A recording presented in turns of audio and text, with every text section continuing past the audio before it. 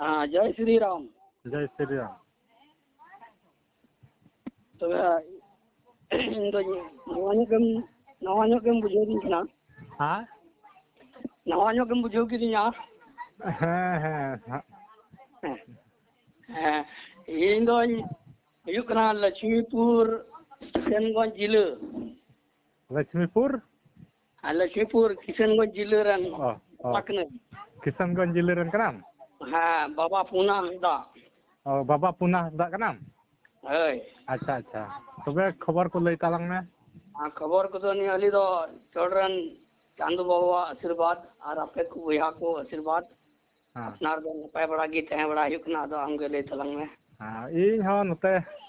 नपाय दो नपाय बड़ा गी मिनया चांदू बाबा आशीर्वाद ते तेज अभी दो अच्छा अदो निये नंबर दो उनी बाबा मिनाय प्रचारिक कोई उनी सुरे बाबा उनी ताम भेटिंग पड़ा कना तो कोईटा बाबा उनी ओंडे नी की उनी बेन दुड़ बड़ाई खान दो हाँ संगरे बाबन देन कना प्रचारिक बाबा हाँ हाँ हाँ निरंदो भुचम पड़ा कना तो हाँ हाँ इतुम मनोज सोरेन हाँ हाँ अदो उनी के नंबर दो इनको कोई करिया उनी दो कम से कम 6 महीने खो अली दुलिंग गाल मरा कना अच्छा अच्छा हाय उनी तो दुमकरे मेनाया हाँ दुमके रे मेनाया दुमके चलाव कान राम जो चलाव कना हाँ हाँ ये तो किछु गालमरा बड़ा किला गालमरा कना समारे अच्छा हां अदो उनी के नंबर दो कोई किया हम संगरे दुड़ उड़ाई कान मिठे बाबा उनी को आदे मेंदा इन बचत बड़ा कांतिया और उनी नितुम दो मनोज सोरेन कांतया हां हां अनि बाबा नितुम मा शिबू सोरेन हाँ हाँ उनी मा शिबू सोरेन कांता हां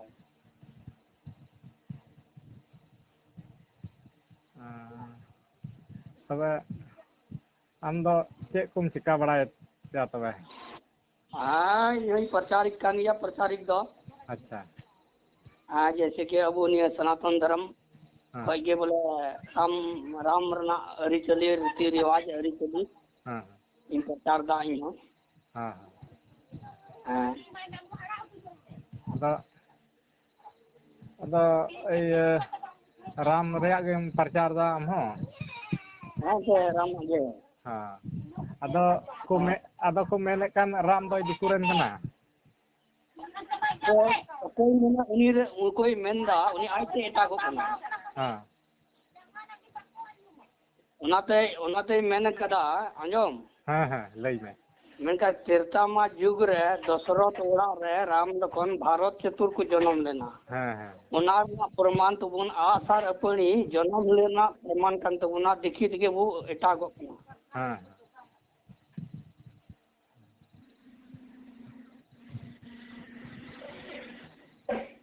अदो देखी दुलो आते ताको खाय तुम चिकाइया बाबा हाँ हाँ एंते अदो ओना को गे इन हन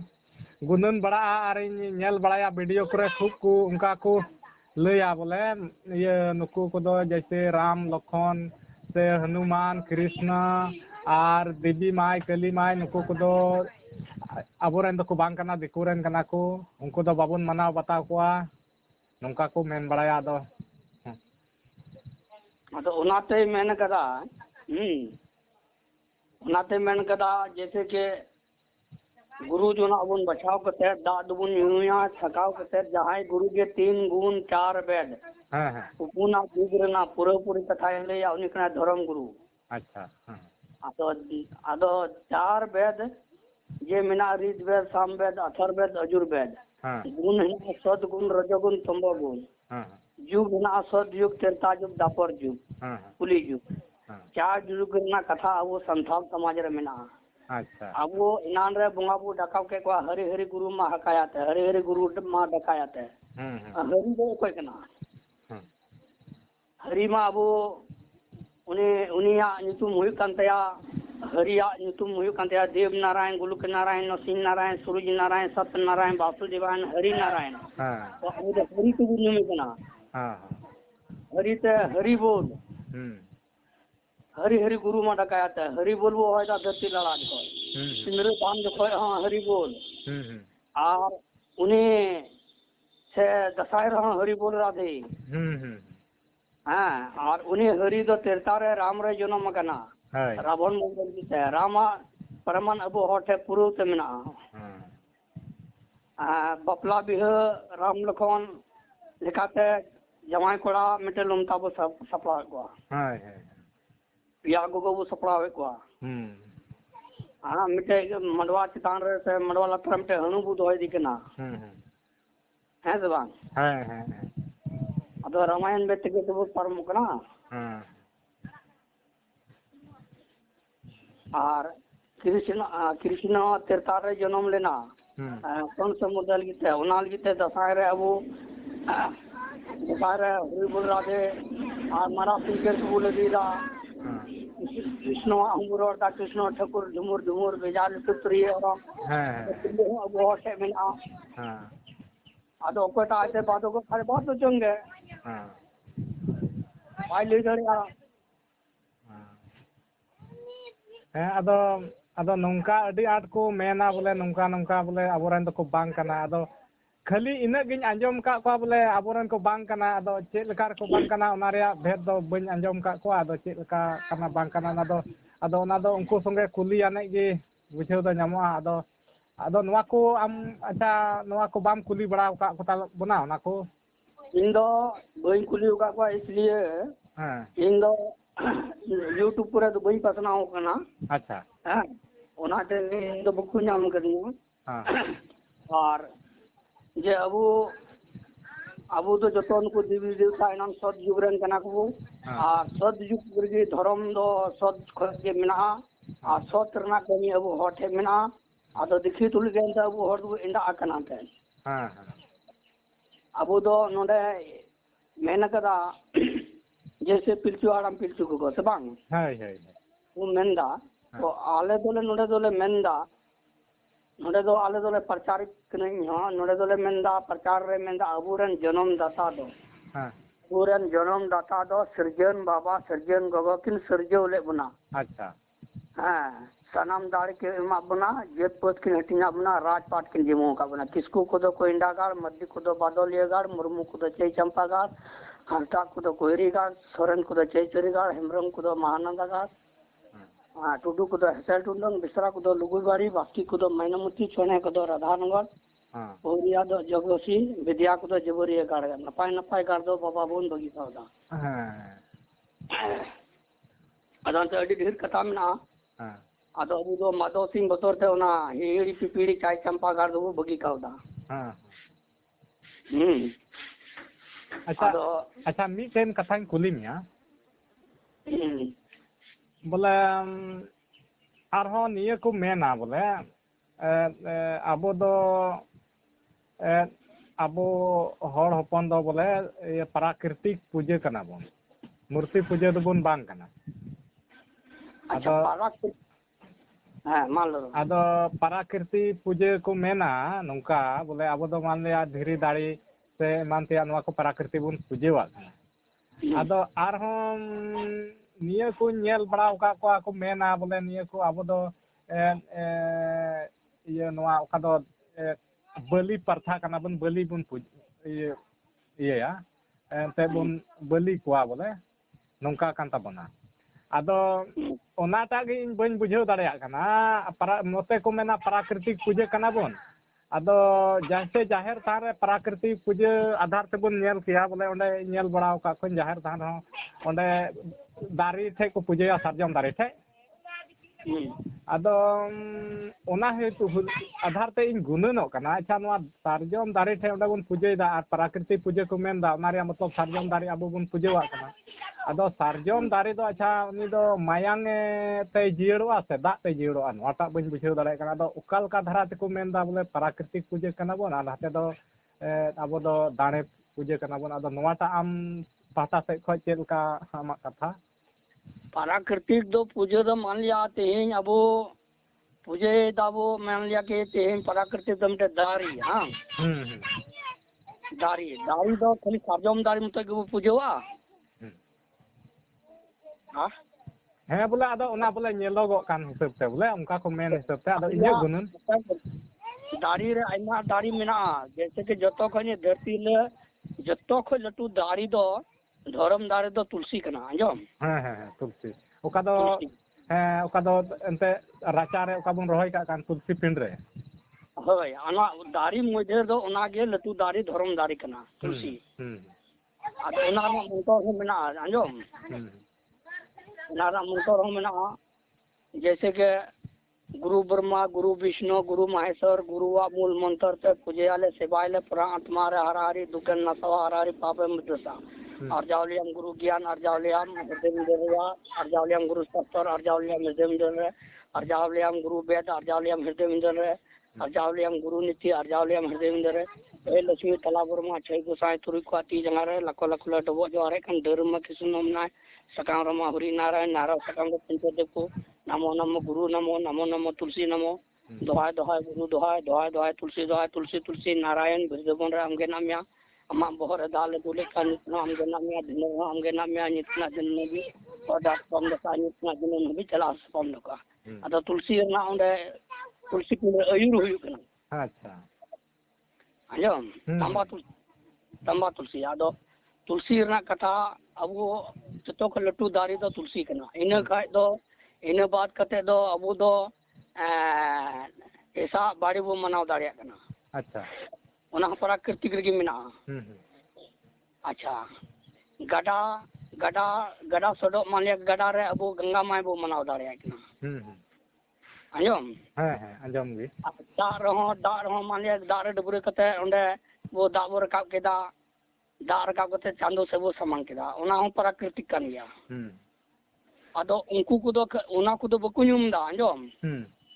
उनको को दो को आड कना ओकाटा असल असल जिनिस हेना प्राकृतिक रे ओना दो बको लई दा हर को एंडा बड़ाई को एंडा कते उनको दो हना ये उनको दो आड कना को अकु हो और हर हमको आडे को हां हां ये को दारी तो प्राकृतिक दारी कन गे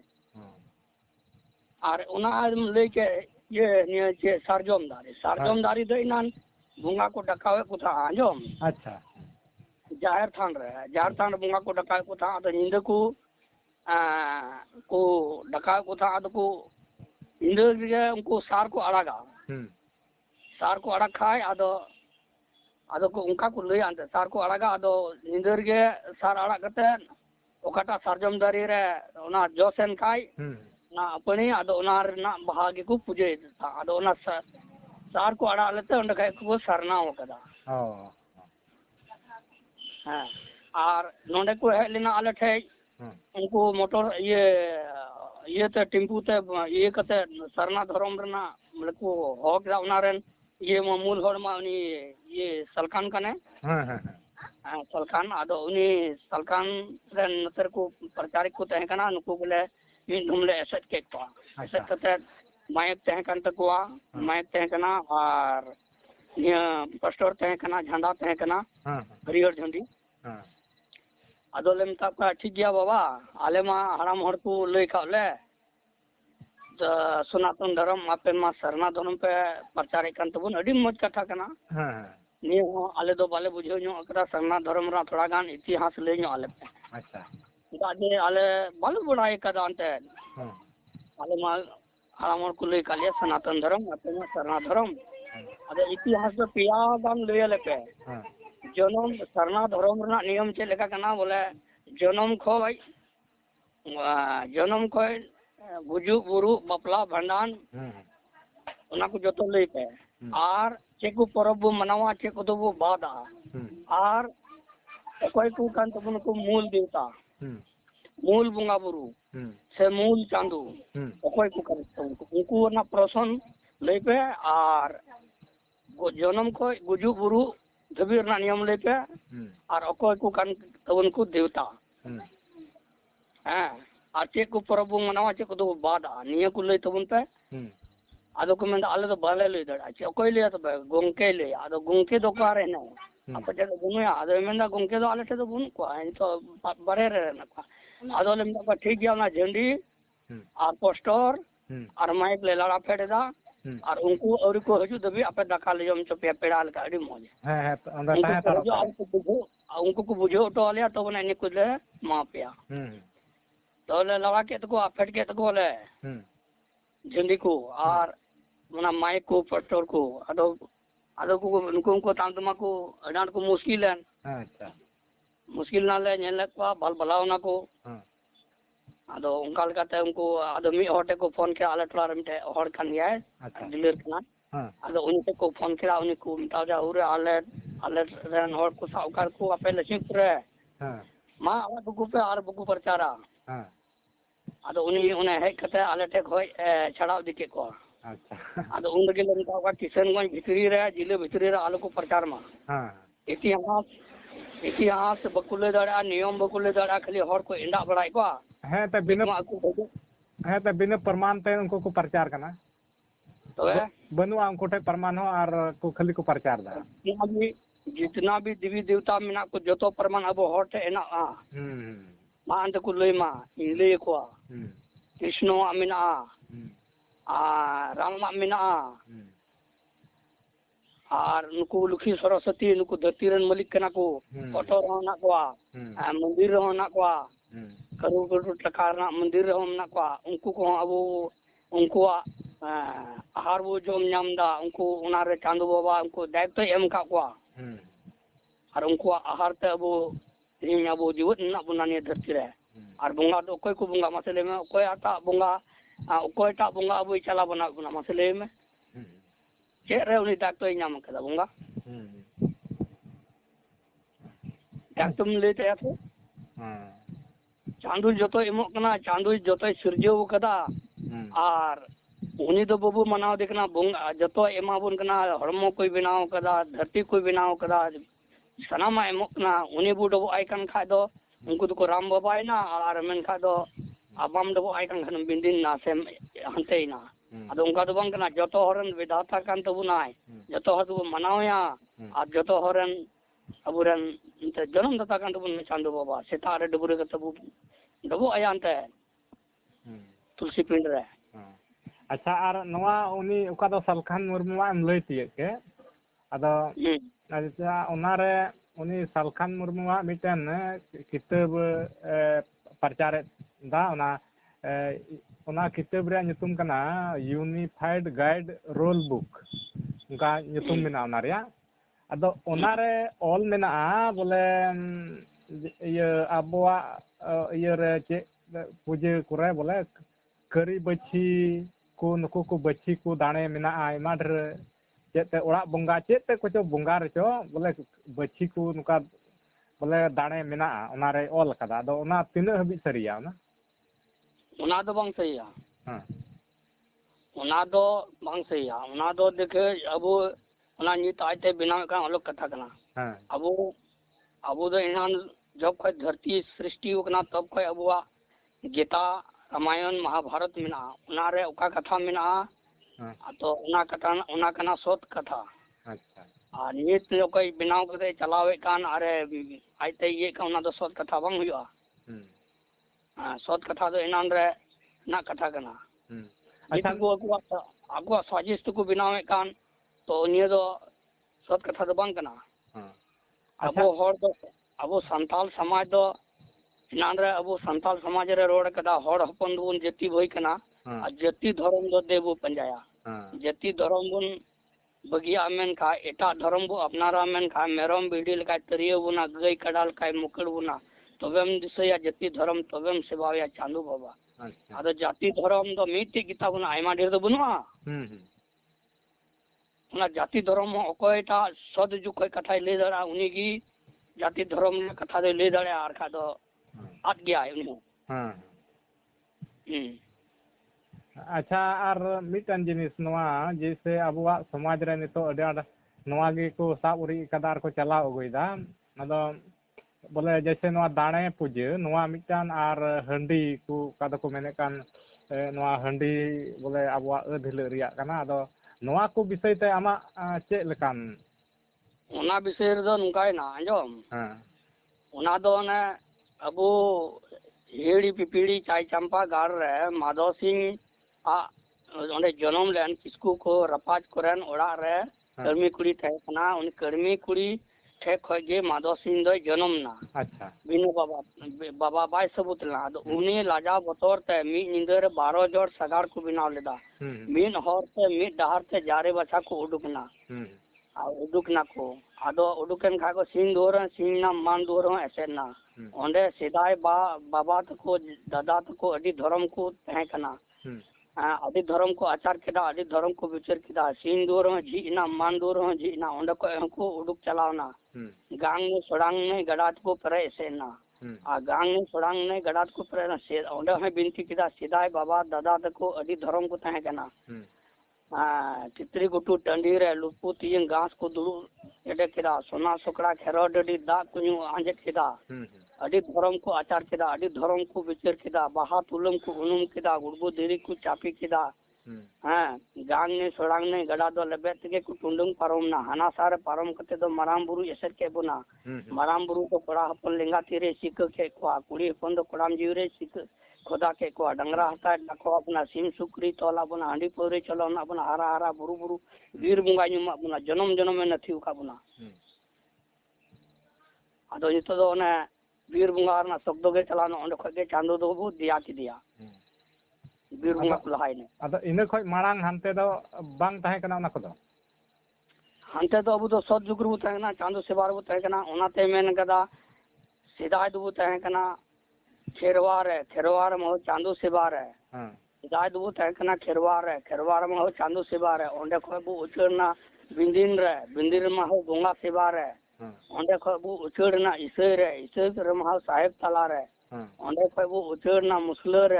में दिकु तला रे बाबा हर को बांधेना छिंदर छिंदर माने माबू बदलना माहो नेल पे कारबरी हर में रे फोटो जाऊ कना आदो अबु दो सिदाय दो चांदो सेवा गबु तहे कना अबु उनी माधव सिंह बतौर खय नेते अबु दो एने 12 टी गाड़ी ले के तबुन ओना गाड़ रे हो पूजा हुई कन था हय दती सुतम ते कड़ा को तोल दाड़े को कन था अच्छा हानते ओका दो सतयुग ताहे कान ओना खय मारांग ते हानते दो बांग ताहे कना नवा को दो आदो ओका दो माधव सिंह बाद नेते अब को ने लई केदा तोला बना को सिम सुक्री को येवा बना को और ओंडे खय गे नय बंगा को बुन नाम के को और ओने बंगा को ने दाणे को बुन पूजे को कना उनका उनकान कथा कान गया तो होय आदो नीतो अबो बोले नीता समय रे अबो चे लेका नवा दाणे पूजा रे बुन ताहेना से अबो नवा खय बुन सा आमा उयहर ते ओकालका आले दो नोडे दो दाणे पूजा दोले चबाओ कदा अच्छा आले दो कायरा लड्डू तो कायरा लड्डू ले पूजे दा मुझे थान मा ताले आले दो कम करीब है कते ने लेखा दो 5 लाख टका रा मुझे थान मा ताले अच्छा दुलान मंदिर ओड़ा और ओंडे दो शिवलिंग जे मिनाया अच्छा उन्हें 5 लाख टका ना लगभग मंदिर ना ताले और मिटे हनुमान नया हनुमान हो उन्हों करीब करीब मुंडे 3 लाख टका ना ये मिना ओड़ा मिना उना पक्का कर दिया मंदिर कना और उन्हें सीमेंट रन 10,000 मूर्ति नया और जाहिर थान होले ओड़ा कावदा अदो मंजी थान ना मिटे नियम ले मा जैसे आले आपे दो चे टोला कान तपिया आले दो आतो दो कना ते जिरली अदो अंजम ठेके दीती में हां जिरली आतो मंजी थान जतो हड़ा मंजी थान जतो हड़ा मारांग मंजी थान जतो बोहा जावरा कते देवगु लहुड हताड़ा सिद्धन बाबा हेजुआ जतो हड़े नेल बोना जतो हड़े तिने बोना ओना दो लहुड माने ओना ना प्रश्न मेना अच्छा के लेका लहुड हुआ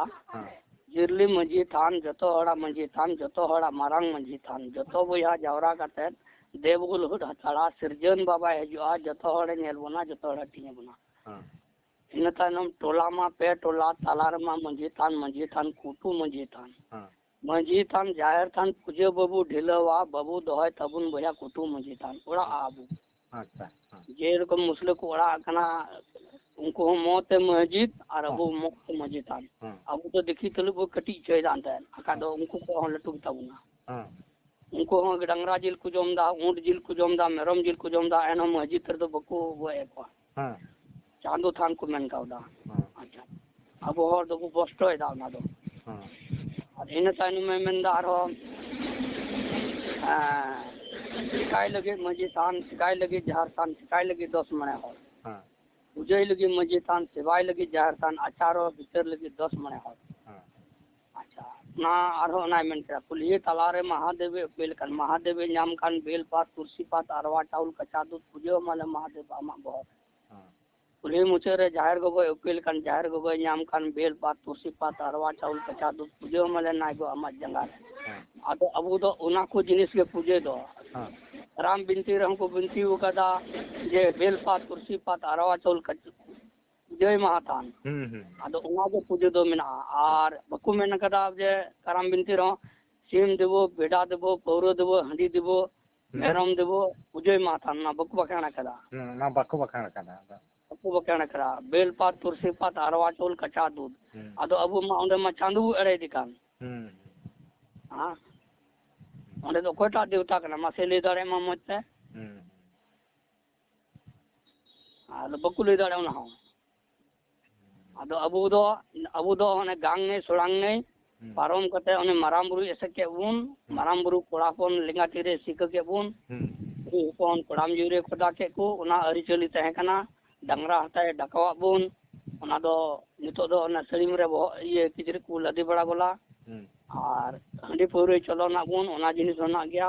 सिम सुकरी चोला बुना ओना जिनिस होना गया हां हंडी पौरे चलो ना बुन ओना जिनिस और बीर बुंगा नुमा बुन जन्म जन्म नथिव का बुन ओना नथिर के ना बुना ओनाते बीर आतुर हो लाहान दो बड़ी शब्द को रोड़े था सिंदरा चला जो कहलो सकरात लियो हां अदो ओना दो बीर बुंगा वा कना हां होय अच्छा आदो ओना को जिनिस रो बाबू तना अबो दो ओकोय धर्म होड़ जैसे धर्म होड़ इनान रे अबो उनको बुंगा बो डकाव के को हरि हरि गुरु मा हकायते हरि हरि गुरु मा डकायते आदो उनी हरि दो विष्णु कना उनी दो त्रेता युग रे राम रे जन्म कर दापर युग रे कृष्ण रे जन्म कना उनको प्रमाण अबो होटे मिना बकु ने नामदा ओना गे मा भेद वेद वेद ना भेद बकु बड़ाई कांद को आड कना अच्छा भेद लई को तो मने पुन दो अबो दो नान रे सद युग रे होड़ कना अबो दो धर्म होड़ कना पाप रे होड़ दो बांग कना हां ओकोय ठे ज्ञान में और दया में ओना के धर्म हुई कना अदो कटी जीवी लटू जीवी ठकुर जी बिना जीवी जतो जीवी के समान गया नेलो कान दो भैया शर्मा अपील का जतो जीवी समान गया जीवी दो जितना दड़ान कान और ई कान और जोमे कान और दड़ान कान ओना दो जीवी हिना तया उनी दो आम दया वाय में आम रे गिदरे चल कम दया या उनका दया वा में तो बने धर्म हुई तमा दया बनु तम खा दो खाली आम रे गिदरे के दया ना तम खा दो धर्म बांग हुआ जतो जीवी रे दया हैं पे जतो जीवीम दयावा तो बान दया दो होइना और ते आमम जमेया सीमम जमेया मेरोम जमेया गेडम जमेया सुक्रीम जमेया बम्बीम जमेया रकोयम जमेया झिनिकम जमेया उलयम जमेया सगरम जमेया रुलम जमेया सरामिकम जम दिए हकुम जमेया और अचिलकुम जम देखो और ओना दो धर्म हुई कना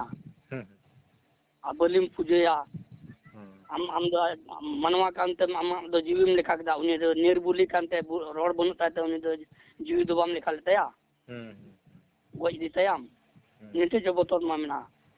गाल कान बुद्धि हुईना ओना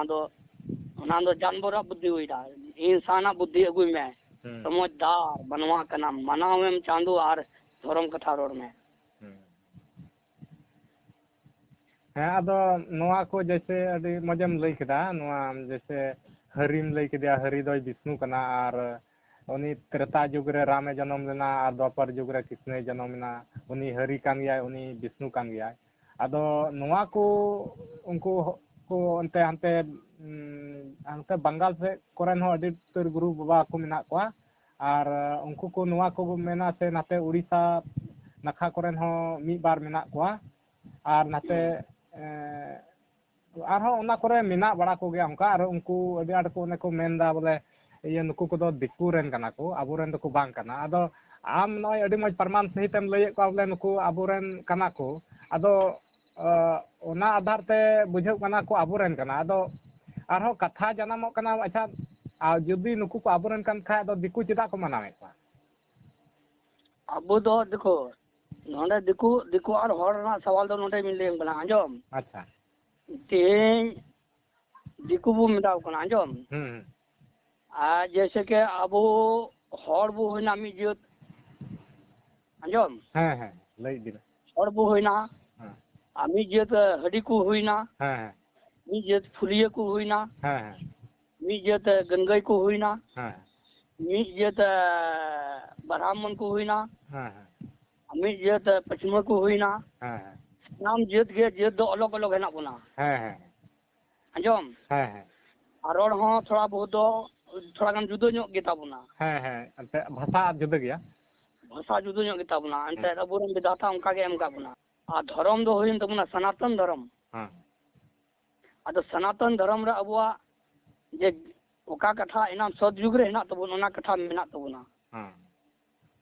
इना सनातन धर्म खै गे अबुआ अरि चली जतो हड़ा मिट गे ताबुना दिकु और हड़ मिट गे ताबुना सनातन धर्म रन देवी देवता अकोय को कना को जतो जतो किताब रे ऑल मेना अच्छा अबुरन जो देवी देवता जे बु मेने कम बोंगा बुरु उनको किताब रे ऑल ना को ओकाटा डायरेक्टर हेना को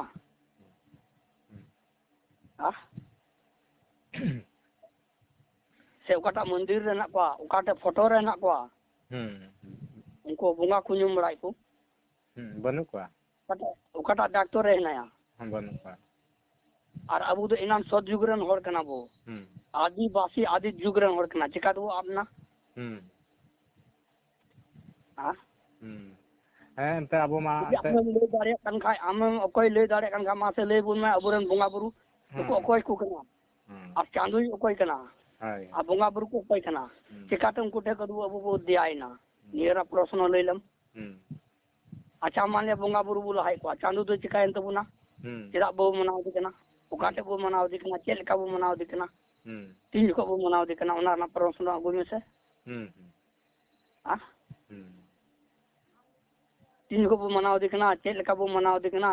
और ओकोय नियते गुरु नियते बो मनाव दिकना सो ओइसे बो मनाव बड़ाय दिकना से न्यूम तगी से कुछ व्यवहार में ना से चांदू दे अबुरन दो बंकना दिकुरन कना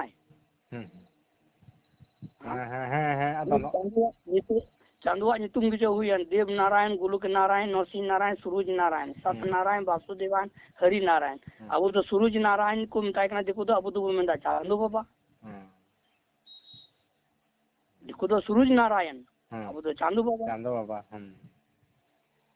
अदो उनिया नीति नियम दो अबु संताल हपन थे तो का मेना थोर आदो देखि तो बम बड़ाय कन खादो अंते आट गयाम आट गया इनान को ओझा गुरु को तहे कान तबुना ओझा गुरु आमे मजो टका मिया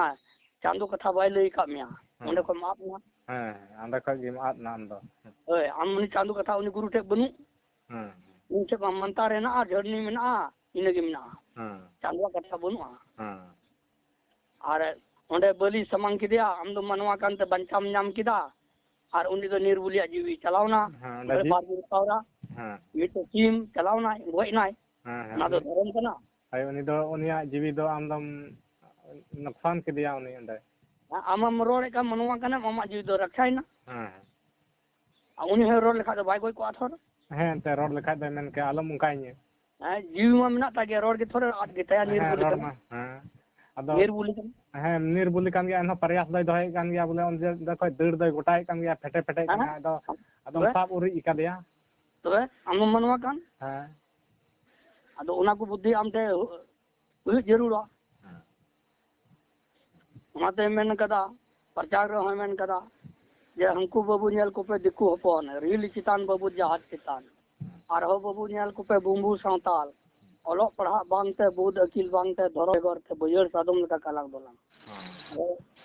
बुद अकिल बनुआ धर्म बनुआ तो बजर सादम लका कालाग दोलांग हिना बना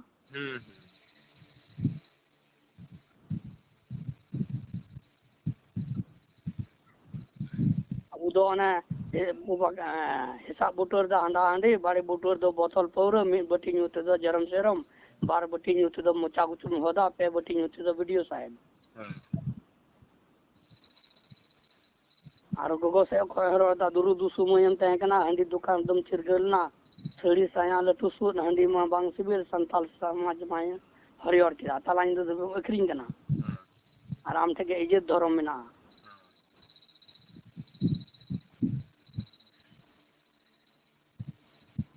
अदो अडी वो ने संताल समाज रे अदो इन हो अडी आडी प्रयास दा अदो प्रयास दो बले मन खा दो इन समांग रे कोटा जुदी प्रचारिक लेका मी बार कथाय बुझो इन लेका कथा हुई दाड़े कन खा दो उनी हई आंजम ता गया बांदो बांग इन ताया ओका को एम लेदा चे लेकाम लई करा मासे चा लई में और उनी हई मिताया बुझो यही ताई मा हम लईन में और जुदी बाम ले दाड़े कन खाय इन लाइन तीन दे मा धरती रका को ना कथा ले मा ओका लकाते आर चे लेका अबवा अरि चली कना इतोहब खोय ओय अबु बु लेंडे ने धरती कथा रका ओकदा हरय गुगु कदा उनकिन कथा बु पूजो किन कना अदो अडी मौज कथा नय तिहिनम फोन केदा आर नय अडी मौज कथाम लई केदा अडी ढेर कथा कुली के यार अडी ढेर कथा अडी मौज नपाय गिम लई केदा अदो बोले अडी बाडाय जोंग बोले आइमा होड़ नोंकाना कथा बाको लया अदो तिहिन आम अडी मौजम लई केदा अदो बोले नोआ नहा अडी ढेर बाडाय जोंग कथा मेना अदो नोआ ओना इयते इन मेनदा बोले नोय मोटामुटी नितो 36-37 minute lang galmaraw keda ado noa naha bole noa iye re naha video reñ adak talanga noa alang kalang galmaraw ka noa te adi dhir hor katha ko bujhew dareya ado ᱤᱧ ᱚᱱᱠᱟᱧ ᱦᱩᱫᱤᱥ ᱧᱟᱢ ᱫᱟ ᱵᱚᱞᱮ ᱱᱚᱣᱟ ᱟᱢᱟᱜ ᱠᱟᱛᱷᱟ ᱛᱟᱢ ᱞᱟᱹᱭ ᱠᱮ ᱱᱚᱣᱟ ᱟᱹᱰᱤ ᱰᱷᱮᱨ ᱦᱚᱲ ᱠᱚ ᱵᱩᱡᱷᱟᱹᱣ ᱫᱟᱲᱮᱭᱟᱜᱼᱟ ᱵᱚᱞᱮ ᱱᱚᱣᱟ ᱠᱚ ᱟᱸᱡᱚᱢ te ado na iyete nahañ adak talanga hay ठीक गया और जैसे कि इनके तो आइमा ढेर कथा मेना गया इन प्रचारिक कन गया अदो अबेना ने जे हनी प्रचारी आंजम का हैं अदो ओना प्रचार के नंबर बेन लई लेदा अदो नंबर खय गे ओना नंबर ये नाम किदा नाम कते मिदम बाबा फोन दिदा 6 महीने लहा रे गालमरा बड़ा किदा ले इन ताइनम मिदम आरो फोन दिन था आगे तला रे अदो फोन कते इन गालमरा बड़ा किदा अदो उन दो बिद श्रीनी ले बिद कन था ओंडे इन तहकना ओंडे बिद ना श्री है आंजम चके दिया गुरु बिद चल का को बिद आ अदो मेरा बांग ठीक किताब या अदो ना को आंजम बड़ा किदा और तीन होलिंग गालमरा किदा अदो तीन दो आमा नंबरिंग कोई किदिया आंजम और तीन गिम कोई कदे इन नंबर दो तीन गिम कोई कदिया अदो तीन ओने मा दिन ते अदो तीन होय आम संगे संपर्क तपरा और ये कथा तो मिना गया आइमा ढेर की जहां बुझो आय खा तो उनी दो मिठाई आमगे इनान को सद जुखो रा कथा ले तो बुन सद जुखो आ जुदी बाम बड़ाई का अन खाय कथा बुझो जुना में आ रहा ले कोले ले या और बाम बड़ाई कन खाय और बड़ाई कन खाय ले तो बुन में अब संथाल जातीय ना इतिहास उन किताबुना धर्म से धर्म दो मिटे किताबुना संथाल रा दो अच्छा मा ठीक गया अडी उतर गालमरा मेना आर नोआ नहा आमा नंबर kan gya thor नोआ ini do inya nomor kan ya नोआ सेव का आर नुका गेलांग कथा दिया नुका जहाना कथा उनका गे का ठे ना बइन बुझेव तिय खा का को कथा ना आम रे अडी उतर कथा मेना अदो ना उनका गे ना फोन कते ना कुली मिया आर lang गालमरावा ना em đi nó phải em mà tôi जय श्री राम